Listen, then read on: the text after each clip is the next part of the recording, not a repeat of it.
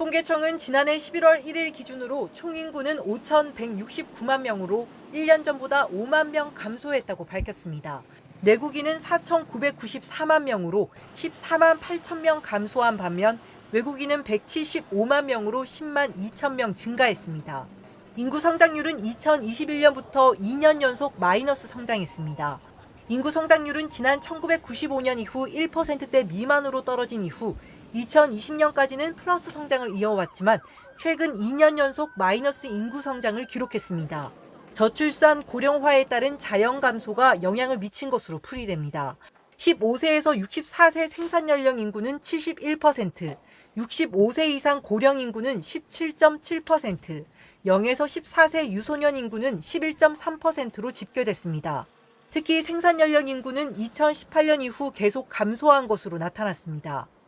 곤약별 인구는 수도권이 2,612만 4천 명으로 총 인구의 50.5%를 차지하며 증가세가 이어진 반면 영남권은 24.5%로 감소세가 지속됐습니다. 세종과 인천, 충남 등은 인구가 늘었지만 울산과 대구, 부산 등은 감소했습니다. 지난해 총 가구는 2,238만 가구로 1년 전보다 36만 가구가 증가한 가운데 1인 가구는 750만 가구로 34.5%를 차지했습니다. 1인 가구는 4.7% 증가했습니다. 고령자 1인 가구는 197만 3천 가구로 전체 일반 가구의 9.1%로 나타났습니다. 한부모 가구는 149만 4천 가구로 1년 전보다 1.1% 줄었습니다. 지난해 총 주택은 1,916만 호로 34만 호가 증가한 가운데 빈집은 145만 2천 호로 전체 주택의 7.6%를 차지했습니다. YTN 이영훈입니다.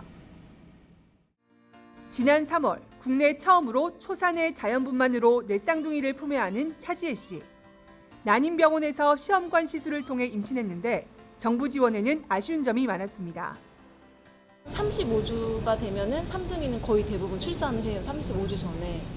그러니까 36주 이에 쓸 수 있는 그 근로시간 단축 제도는 아예 사용할 수가 없는 상황이거든요. 이제 그런 부분들도 조금 세심하게 조금 배려가 되었으면 좋겠고.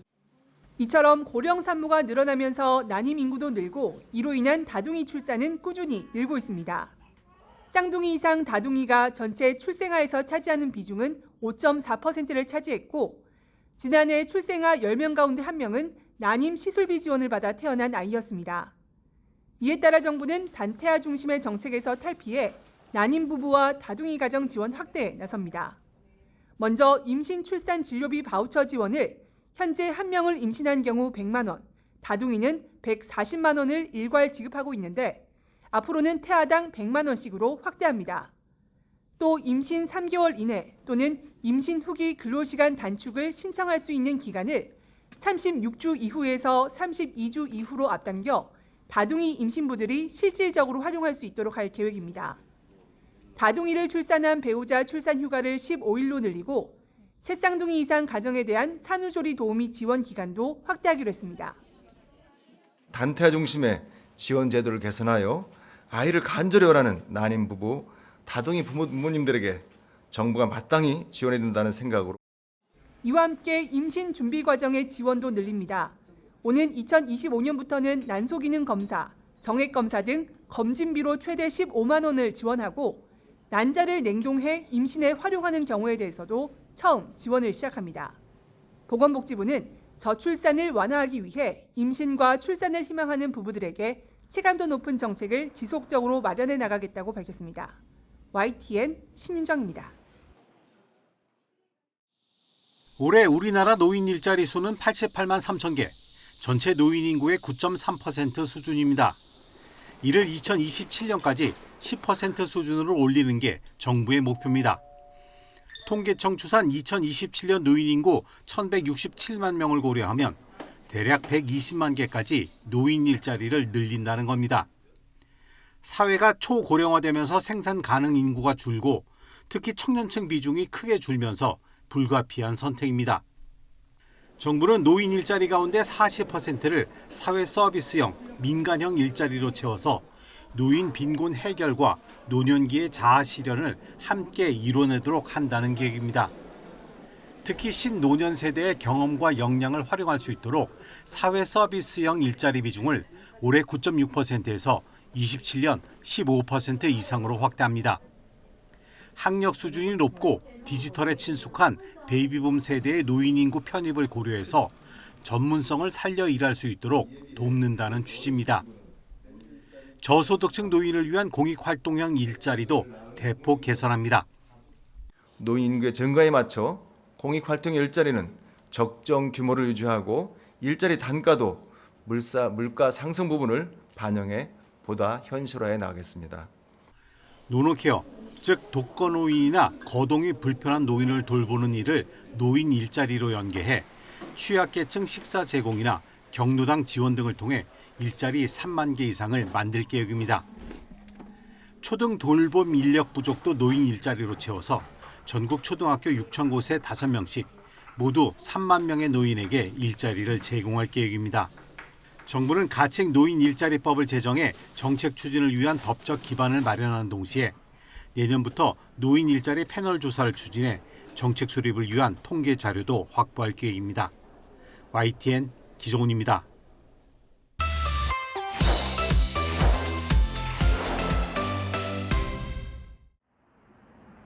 미국 중앙은행인 연방준비제도가 예상대로 기준금리를 0.25%포인트 인상했습니다. 지난해 3월 이후 11번째 인상입니다.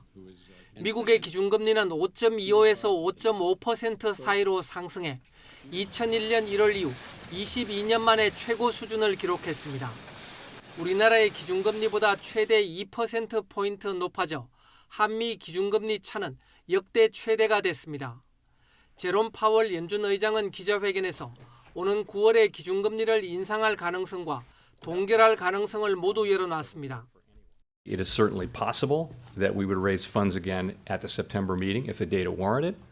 And I would also say it's possible that we would choose to hold steady at that meeting. We're going to be making careful assessments, as I said, meeting by meeting. 파월 의장은 시장의 금리 인상 종료 기대에 불을 붙인 미국의 6월 소비자 물가지수 상승률 둔화에 대해선 한 번의 좋은 지표일 뿐이라며 지나친 의미 부여를 경계했습니다.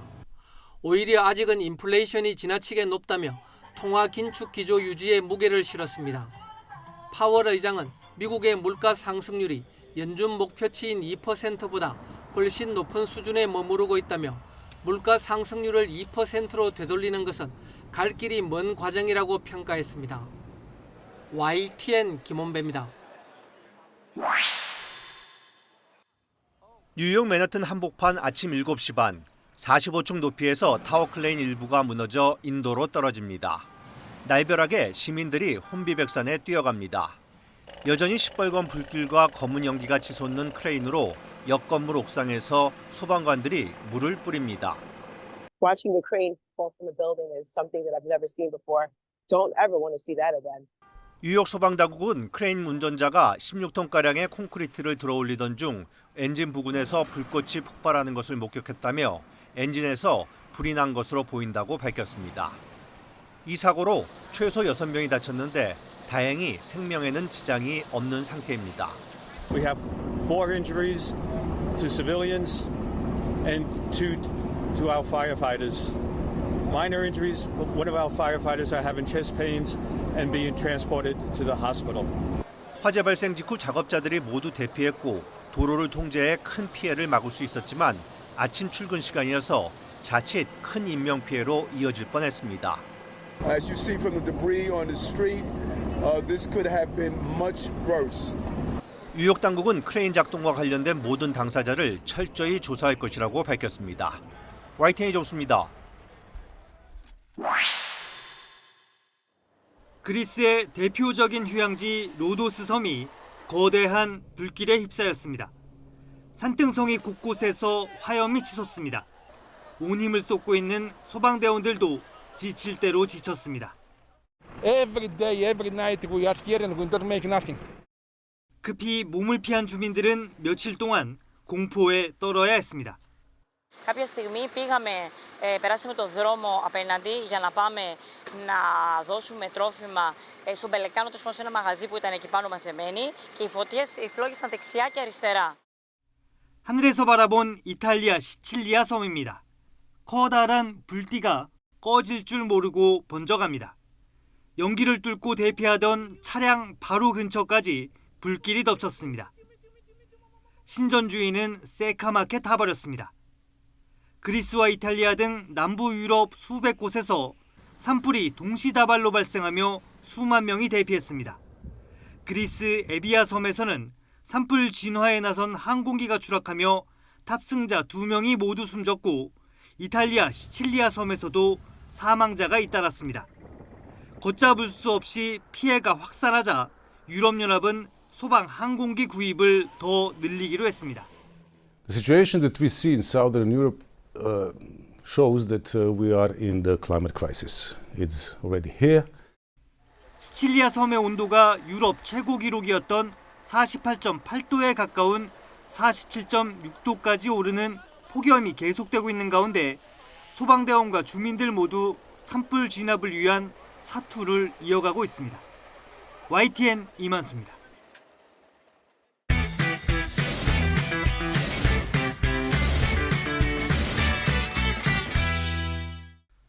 대낮 서울 신림역 부근에서 발생한 조선의 흉기난동으로 한 명이 숨지는 등 인명피해까지 생기면서 호신용품에 대한 관심이 크게 늘었습니다. 실제 인터넷 쇼핑 사이트에는 인기 품목 상위 5개 가운데 3개가 호신용품과 관련될 정도입니다. 30년 넘게 호신용품을 전문적으로 취급하는 업체에도 최근 구매 문의가 5배 넘게 폭증했습니다. 가스총부터 전기충격기, 삼단봉, 호신용 스프레이 등 종류도 다양합니다. 과거에는 이렇게 큰 소리를 내는 호신용품도 많이 팔렸지만 최근에는 이렇게 강력한 제압이 가능한 전기 충격기의 수요가 늘었습니다. 최근 이딴 흉기난동으로 상대를 제압할 수 있을 정도로 경찰의 허가가 필요한 제품을 찾는 이들이 많아진 겁니다. 여성뿐 아니라 남성들의 구매가 증가한 것도 눈에 띕니다.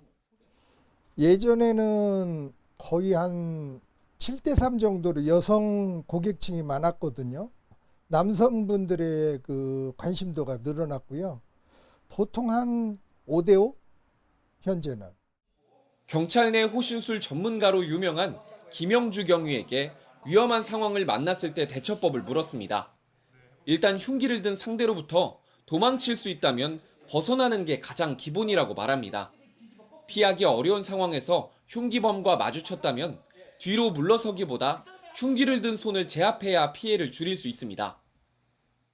오히려 물러나다가 찔릴 수가 있거든요. 그러다 보면 배를 맞았을 경우에 치명상을 입을 수 있어요. 하지만 호신술을 배웠다고 흉기를 든 상대를 제압하는 건 현실적으로 불가능에 가깝습니다. 때문에 주변에 있는 물건들을 적극적으로 활용하는 게 중요합니다.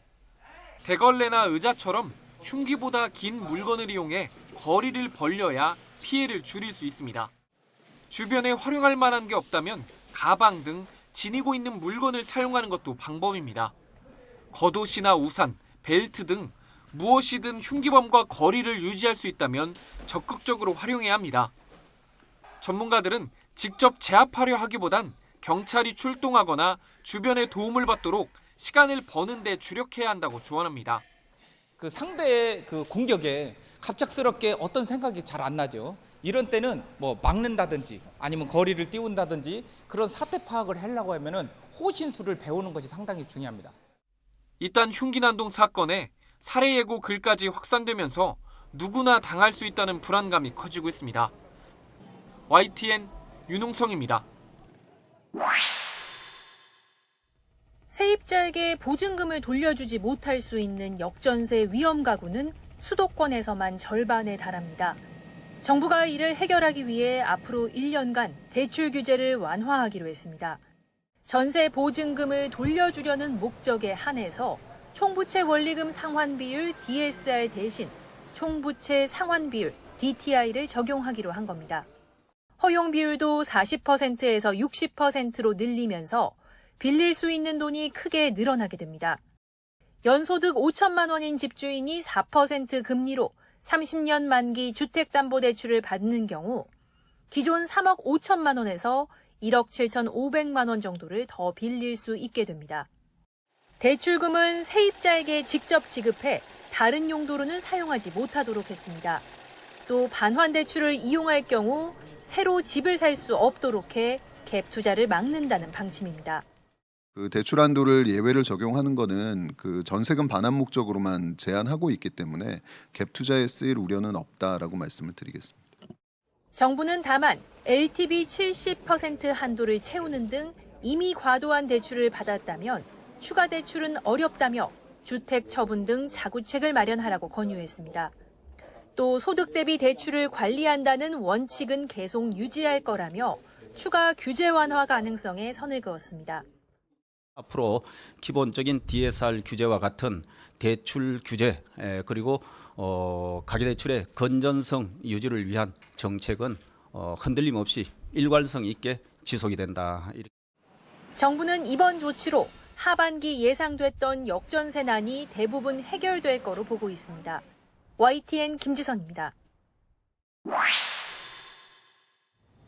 국세청이 대형 입시학원에다 문제를 만들어 판 고등학교 교사들을 대거 확인했습니다. 모두 130명이 넘는 것으로 전해졌는데 최소 수천만 원에서 10억 가까이 받은 교사도 있는 것으로 알려졌습니다. 중간고사와 기말고사 문제를 내면서 학원에도 문제를 판 건데 학교 시험의 공정성이 의심되는 대목입니다. 그 교사들은 학생들의 공교육에 대한 믿음을 저버리고 학원에 다니는 소수 학생만을 위한 특급 과외 강사로 자리매김한 것과 다를 바 없습니다. 정부가 할 수 있는 최대한의 법적 조치에 나설 것임을 밝혀드립니다. 교육부는 적발된 교사들에 대해 영리행위 겸직 허가를 받았는지 검증하고 허가 없이 돈을 받았다면 모두 징계위에 회부해 엄중 징계할 예정입니다. 또 앞으로는 현직 교원의 경우 시중에 일반 판매되는 문제집 저술이 아닌 특정 학원이나 강사에게 돈을 받고 별도의 문제를 만들어 팔면 청탁금지법과 영리행위 금지 및 성실 의무 위반으로 엄정하게 처벌하기로 했습니다.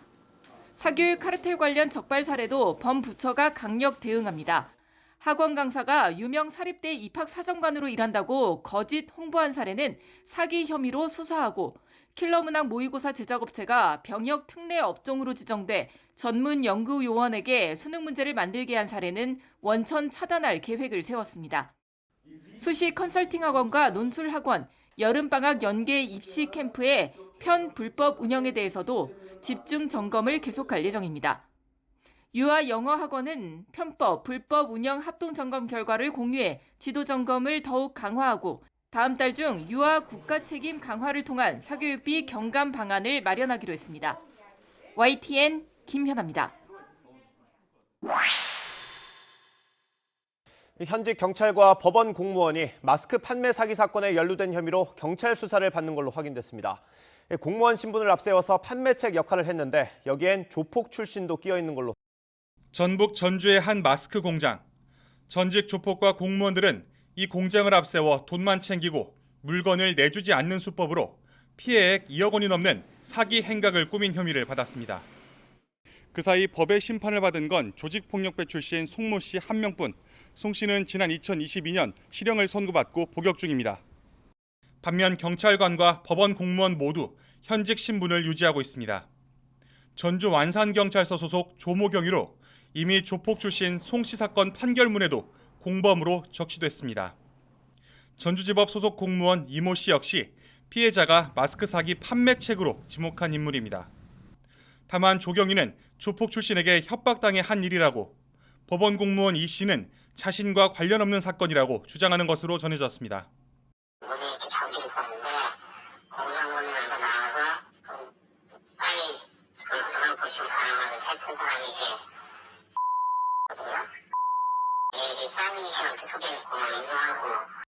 수사가 시작된 지 벌써 2년 반이 지났는데 검찰은 두 공무원에 대한 기소 여부를 여태 결정하지 못하고 있습니다.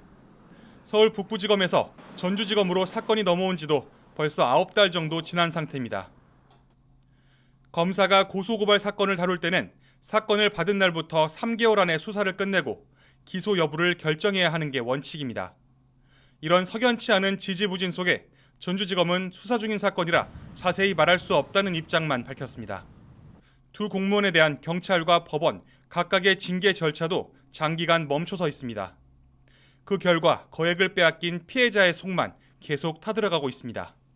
아니 같은 전기회사 그 공무원들이 그 가지는 건가 뭐 이런 생각이 들 수밖에 없어요. 연기 해볼게하고 전쟁 걸리고 잠도 못 자고. YTN 김민성입니다. 4만 제곱미터에 달하는 재개발 공사가 마무리 단계에 접어든 서울 동대문구 청량리 4구역. 이달 말부터 65층 초대형 주상복합은 입주를 앞두고 있습니다. 하지만 최근 지자체가 실시한 재개발 실태 점검에서 추진위원회에 비리가 적발돼 잡음이 커지고 있습니다. 사업추진위원장 임모 씨 주도로 저지른 비리는 현재 드러난 것만 25가지에 달합니다. 우선 재개발 사업 5년 동안 채용 과정에서 이력서를 받지도 않고 10명 안팎의 직원들을 고용해 예산보다 30% 이상 많은 임금을 지급했습니다. 서울시와 동대문구청의 감사 결과 매년 추진위원회 직원들 월급으로 평균 1억 원의 예산이 더 지출된 것으로 파악됐습니다. 제가 생각했던 예산보다 지금 방만하게 예산이 집행된 것 같고 인건비 부분에서도 그렇고 그리고 추진위에서 조합에서 쓸 수 있는 돈이 뭐 카드를 쓰던 노점상 철거에 나간 용역 직원 4명에겐 한 사람당 수고비 1억 원이 나갔는데 위원회 결의도 없이 각각 상여금 1억 원을 추가로 지급한 정황도 나왔습니다. 방만한 예산 집행은 이뿐만이 아닙니다. 임 씨와 추진위원회는 최근 3년 동안 복리후생비와 업무 추진비 등으로 10억 원 이상을 더 사용했습니다. 여기에 재개발 부지 지분이 없는 사람들에게 분양권 특혜까지 제공한 것으로 드러났습니다. 지금 분양권을 갖고 자기네들 마음대로 뭐 쪼개기를 해서 아파트를 하나 더 줬다든가 아니면 오피스텔을 받아야 될 사람한테 아파트를 주고 비리가 뿌리까지 깊어진 거죠. 지금 상황이. 추진위원회는 분양 순위에 관한 사업 규약을 임의로 바꿔 모두 130호에 달하는 오피스텔을 자격이 없는 사람들에게 나눠줬습니다. 특히 임 씨와 사적인 관계에 있던 사람들에게 오피스텔 추가 분양이 이루어졌다는 의혹이 제기됩니다. 평균 시세 2억 5천만 원으로 계산하면 300억 원이 넘는 규모입니다. 그 공급 대상이 일반적인 그 도시정비, 서울시 도시정비 조례에 맞지 않고 권리 가액이랑 상관없이 일괄적으로 지급한다는 게 그게 이제 그 형평성에도 맞지 않기 때문에 결국 지난달 동대문구청은 행정명령을 통해 과다 지급된 배당금과 특혜 분양권 환수에 나섰습니다. 회계 내역을 제대로 공개하지 않은 부분에 대해서도 도시정비법 위반 등의 혐의로 경찰 수사를 의뢰했습니다. 서울 동대문경찰서는 최근 업무상 배임 등의 혐의를 받는 위원장 임 씨에 대해 본격적인 수사에 나섰습니다. 임 씨는 YTN과의 통화에서 잘못 사용된 예산은 행정명령에 따라 모두 환수할 것이라고 밝혔습니다. 다만 특혜 분양 의혹에 대해선 재개발을 진행한 도시정비업체에 용역비 대신 지급한 것뿐이라며 개인 횡령은 없었다고 주장했습니다. YTN 권준수입니다. 롯데타워 높이의 거대한 벽처럼 생긴 건물이 사막을 가로질러 만리장성처럼 길게 뻗어 있습니다. 사람들은 지하로 뚫린 고속철도를 이용하고 도시 아래 펼쳐진 운하에는 대형 선박이 정박해 있습니다. 사우디아라비아 홍해 인근 사막에 서울 면적 44배에 달하는 미래도시를 짓는 네옴 프로젝트의 핵심 주거 공간, 더 라인의 축소판입니다. 이처럼 네옴시티 미래 모습을 한눈에 볼 수 있는 네옴 전시회가 아시아 최초로 서울에서 열렸습니다.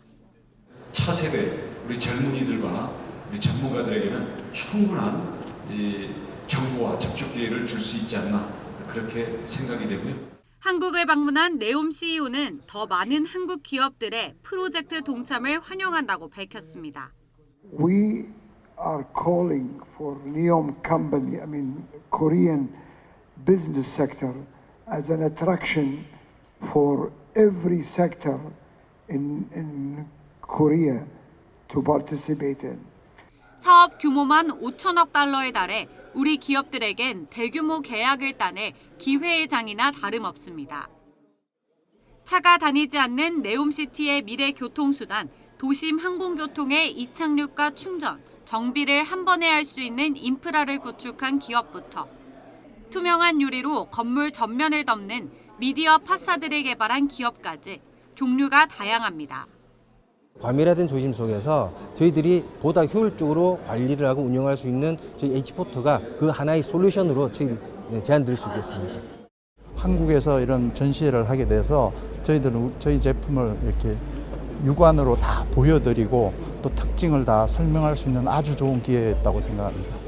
국토부는 이번 전시회를 통해 네옴과 우리 기업, 정부 간 긴밀한 협력 체계를 구축했다며 앞으로 사업 기회를 확대하는 데 더 적극적으로 나서겠다는 계획입니다. YTN 윤혜리입니다.